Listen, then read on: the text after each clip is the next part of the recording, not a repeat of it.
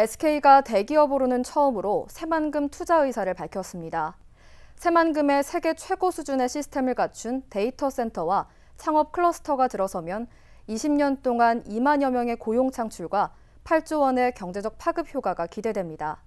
하지만 삼성의 투자무산 여파가 남아있는 만큼 같은 전철을 밟지 않기 위해서는 확실한 제도적 장치가 필요해 보입니다. 모영숙 기자입니다. 매립이 끝난 새만금 산업단지. SK 컨소시엄이 국내 대기업으로는 처음으로 이곳에 2조 원을 투자합니다.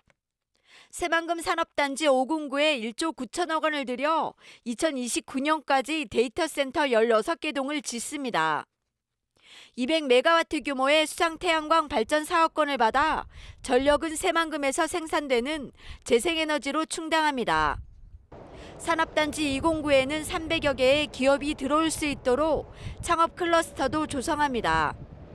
새만금 개발청은 SK 컨소시엄을 우선 협상 대상자로 선정하고 오는 11월 사업협약과 사업자 지정 절차를 거쳐 토지 매입과 인허가 절차를 밟을 예정입니다. 계획대로 투자가 이루어지면 20년 동안 2만여 명의 고용 창출과 8조 원의 경제 파급 효과가 기대됩니다. 데이터 센터 유치에 사업비가 1조 9,700억 원 약 이렇게 돼 있는데 이 중에서 직접 투자 부분도 있고 데이터 센터하고 창업 클러스터 구축해서 경제적 효과는 약 20년간 추정하기로는 8조 정도 이렇게 돼 있거든요.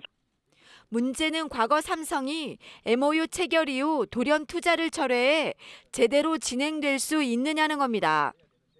사실상 MOU 체결이 법적으로 강제권이 없어 투자를 포기해도 책임을 물을 수 없기 때문입니다.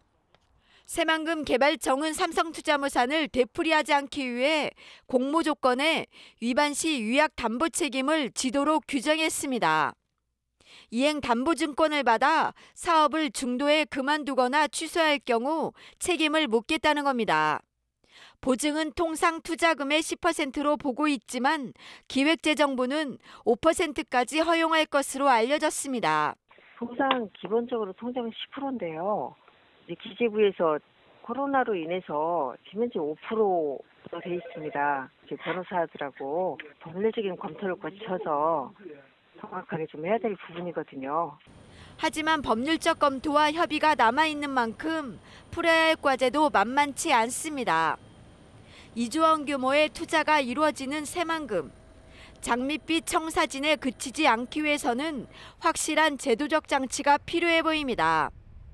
KCM 뉴스 모영숙입니다.